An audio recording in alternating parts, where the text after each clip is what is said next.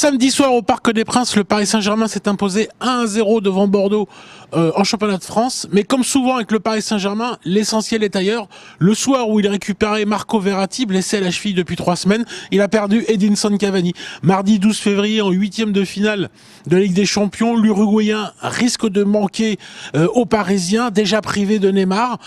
Il se présentera donc contre les Anglais privés du N et du C de la MCN. Il reste Kylian Mbappé qu'il faut désormais transporter vers Manchester comme une Joconde, comme si c'était la Joconde. Hein. Il faut faire en sorte qu'il arrive sain et sauf, en bonne santé en Angleterre, parce qu'il reste désormais le principal argument offensif de ce Paris Saint-Germain-là, privé donc de sa star brésilienne, privé de son meilleur buteur, le meilleur buteur de l'histoire du club. C'est une malédiction incroyable qui frappe le Paris Saint-Germain. Et ce n'est pas nouveau, ce n'est pas la première saison, ce n'est pas la première année. Laurent Blanc, 2013-2016, entraîneur du Paris Saint-Germain, s'est penché sur la question pourquoi tous les huitièmes de finale ou les quarts de finale que Paris dispute, il manquait Ibrahimovic, Verratti, un joueur majeur blessé sur la touche, sur le flanc.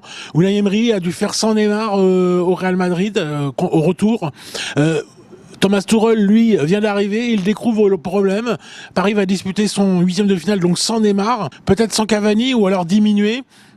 Ça veut dire qu'il faut qu'il recompose complètement son effectif, son 11 de départ, parce que aujourd'hui, Choupo-Moting ne peut pas remplacer poste pour poste Cavani. Ce n'est pas du tout le même talent, c'est pas du tout la même habitude du haut niveau.